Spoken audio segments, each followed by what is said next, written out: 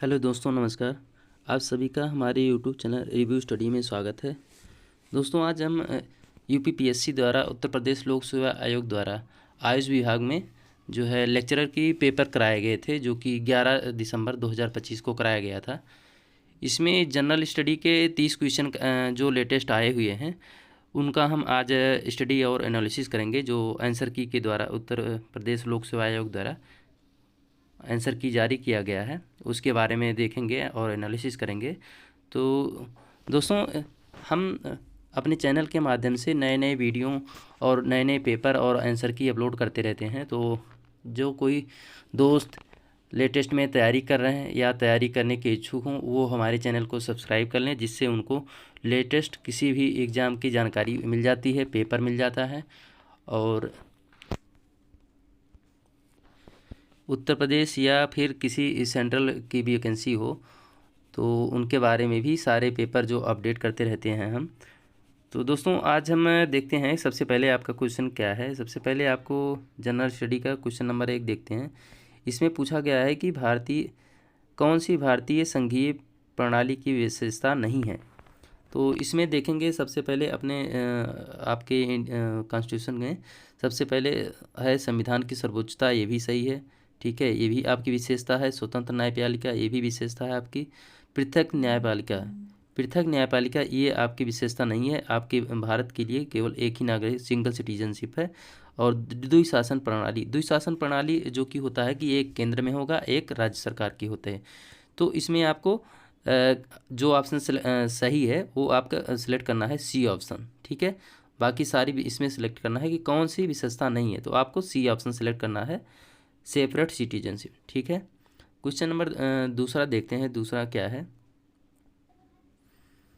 Question number 2 में पूछा गया है कि उत्तर प्रदेश रानी लक्ष्मीबाई महिला एवं बाल सम्मान कोष के लिए बजट आवंटन कितना है। तो कितना किया गया है इसमें, उत्तर प्रदेश द्वारा 100 करोड़ का बजट किया गया है, 100 करोड़ रुपए। इसमें दोस्तों जो ये योजना है, इसमें जो है 10 लाख की रुपए की राशि दी जाती है, 10 लाख रुपए। और जो भी आपका सरकार के द्वारा अन्य वित्तीय सहायता या सहायता दिया जाता है वो अलग से मिला जाता है, लेकिन वित्तीय सहायता आपको 10 लाख इसमें मिलता है। तो टोटल इसके लिए बजट जो है 100 करोड़ रुपए रखा गया है उत्तर प्रदेश सरकार द्वारा। तो क्वेश्चन नंबर 3 अगला देखते हैं। इसमें क्या पूछा गया है कि समान वंश, संस्कृति और शारीरिक विशेषताओं वाले लोगों के समूह को क्या कहते हैं। तो इसको सी ऑप्शन आपको सिलेक्ट करना है, ये है करेक्ट ऑप्शन, जातीय समूह, जो कि एथिक ग्रुप बोला जाता है, ठीक है। क्वेश्चन नंबर 4 देखते हैं। इसमें पूछा गया है सफ़ेद सोना, वाइट गोल्ड, ठीक है। सफ़ेद सोना के नाम से कौन सी फसल को जाना जाता है। तो इसमें कपास को सफ़ेद गोल्ड बोला जाता है, वाइट गोल्ड, ठीक है। तो कपास के जो प्रोडक्शन होता है इंडिया में, कपास के लिए सबसे ज़्यादा कहाँ पे होता है, गुजरात में, इंडिया में नंबर 1 है गुजरात, ठीक है, गुजरात में। अगला क्वेश्चन कौन सा है, अगला क्वेश्चन देखते हैं। निम्नलिखित में से कौन सी लोकतंत्र की आधारशिला है। कौन सा है, स्वतंत्र एवं निष्पक्ष चुनाव, ठीक है। लोकतंत्र की सबसे बड़ी विशेषता है ये, ए ऑप्शन आपको सिलेक्ट करना है। क्वेश्चन नंबर 6 देखते हैं। राष्ट्रीय जीडीपी सकल घरेलू उत्पाद में उत्तर प्रदेश राज्य का कितना योगदान है। 8% है इसका, ठीक है। जो लेटेस्ट डाटा है उसमें 8% योगदान है। क्वेश्चन नंबर 7 देखते हैं। 7 में क्या पूछा गया है। इसमें पूछा गया है कि आपको अर्धवार्षिक ब्याज, चक्रवृद्धि ब्याज निकालना है, ठीक है। तो चक्रवृद्धि ब्याज निकालने का जो फार्मूला होता है वो ए माइनस पी होता है, ठीक है। तो ए क्या होता है, ये टोटल जो आपका निकलेगा कितना, 12,000, ठीक है, 12,000। और इसमें 1 प्लस R/100 होता है। तो R इसमें 20% दिया गया है, लेकिन इसमें पूछा गया अर्धवार्षिक, ठीक है।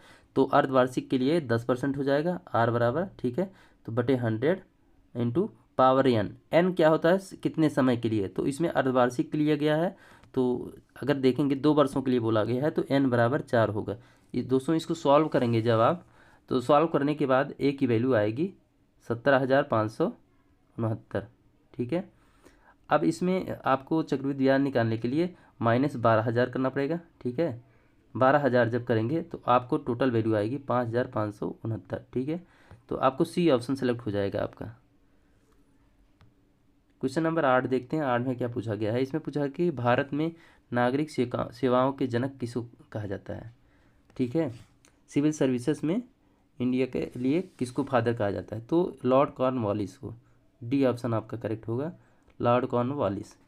क्वेश्चन नंबर 9 देखते हैं। 9 में पूछा गया है कि किस देश ने जुलाई 2025 में भारत पर 50% का टैक्स लगाया है। दोस्तों ये आपके लेटेस्ट जो वर्तमान में सबसे हाईलाइटेड मुद्दा था, तो ये अमेरिका ने भारत पर 50% का टैरिफ लगाया है। ठीक है, यूनाइटेड स्टेट।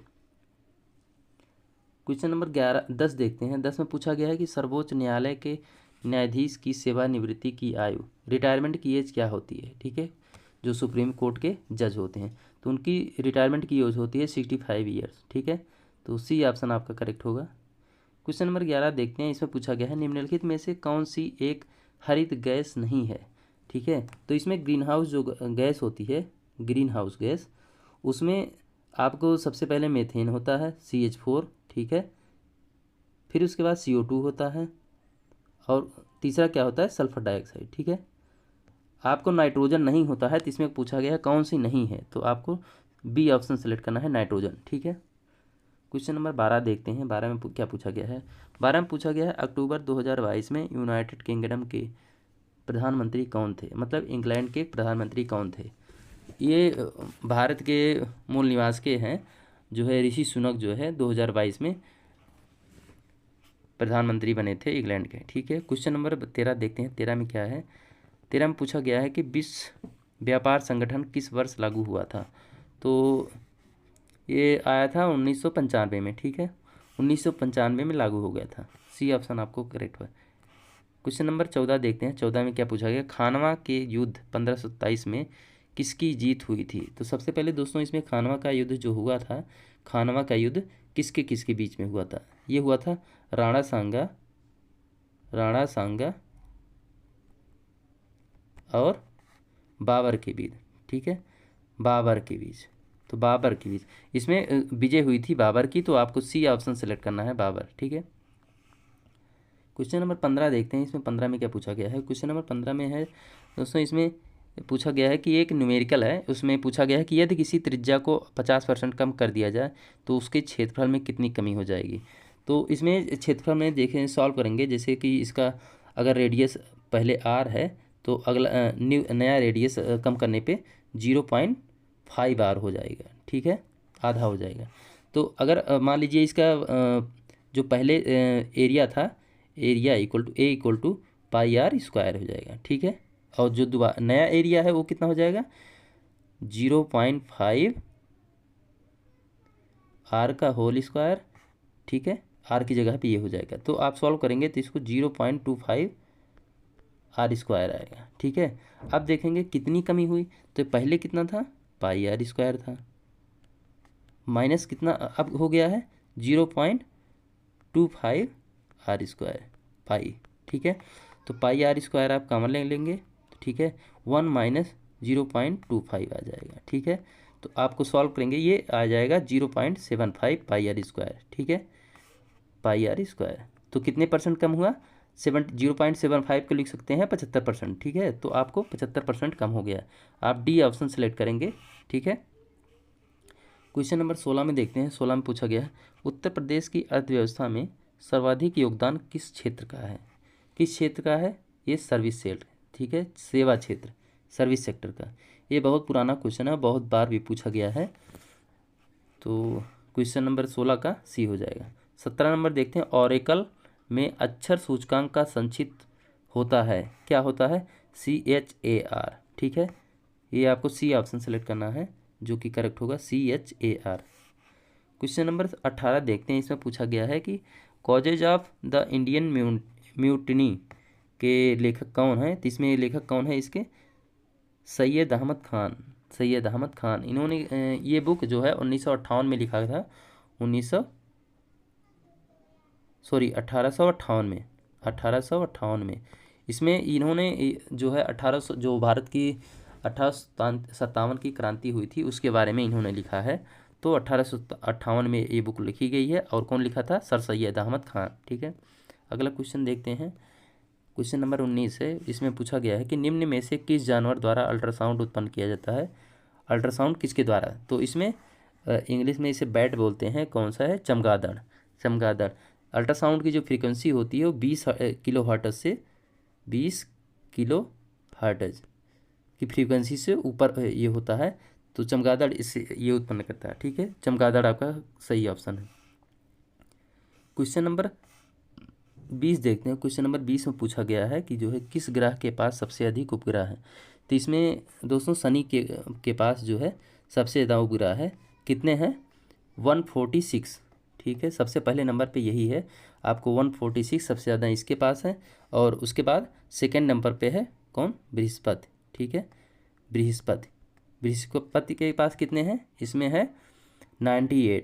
आपको कभी कभी मैच करने के लिए भी आ जाता है कि ग्रह की संख्या दे देगा और ग्रहों को देगा, तो इसमें मैच करना है कि किसके पास है। तो आपको इसमें जो करेक्ट ऑप्शन है वो शनि है, शनि के पास सबसे ज़्यादा है। ठीक है, क्वेश्चन नंबर 21 देखते हैं। 21 में पूछा गया है कि जो है भारत ने हाल ही में आयुर्वेद और अन्य पारंपरिक चिकित्सा को संरक्षित करने के लिए एक कृत्रिम बुद्धिमत्ता आधारित लाइब्रेरी शुरू की है। ठीक है, तो इस लाइब्रेरी का क्या नाम है, वो पूछा गया है कि तो tradition knowledge digital library, TKDL के नाम से जाना जाता है। ठीक है, तो आपको इसमें सी ऑप्शन सेलेक्ट करना है जो कि करेक्ट है।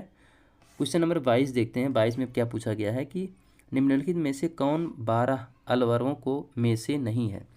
निम्नलिखित में से कौन 12 अलवरों में से नहीं है, तो ये सुंदर मूर्ति जो है ये नहीं है, सुंदर मूर्ति। ठीक है, बी ऑप्शन करेक्ट होगा आपका। क्वेश्चन नंबर 23 देखते हैं। 23 में क्या पूछा गया है, मिशन शक्ति के अंतर्गत 2 उप योजनाएं कौन सी हैं। मिशन शक्ति के अंदर जो है सबल और समर्थ। ठीक है, ये ऑप्शन आपका सही होगा। क्वेश्चन नंबर 24 देखते हैं। इसमें पूछा गया है कि एक ग्राम पंचायत का सदस्य चुने जाने के लिए उम्र संबंधी एलिजिबिलिटी क्या है। ठीक है, ग्राम पंचायत के मेंबर जो बनते हैं तो उसमें 21 साल आपके पास कम से कम एज होनी चाहिए। ठीक है, ये आपका ए ऑप्शन करेक्ट हो जाएगा। ठीक है, ए ऑप्शन आपका सही है। ठीक, 25 नंबर क्वेश्चन देखते हैं। 25 नंबर में क्या पूछा गया है। 25 नंबर ये समय के आधारित पर, दूरी चाल समय के आधारित पर क्वेश्चन है। तो इसमें पूछा गया है कितने 30 किलोमीटर की दूरी तय करने में कितना समय लगेगा। तो समय बराबर क्या होता है, समय बराबर होता है दूरी बटे चाल। ठीक है, इसमें चाल नहीं दिया गया है तो चाल आपको यहाँ से निकालना है। ठीक है, 2.5 घंटे में जो समय दिया गया है, 2.5 घंटे में 90 किलोमीटर चलता है, तो यहाँ से चाल निकाल लेंगे आप, तो आप टोटल समय जब निकालेंगे 30 किलोमीटर चलने में तो आपको 50 मिनट आएगा। ठीक है, अगला क्वेश्चन देखते हैं। 26 में क्या पूछा गया है। 26 में पूछा गया कि कौन सी भारत की सबसे बड़ी मीठे पानी की झील है। वुलर झील है जो कि जम्मू कश्मीर में है।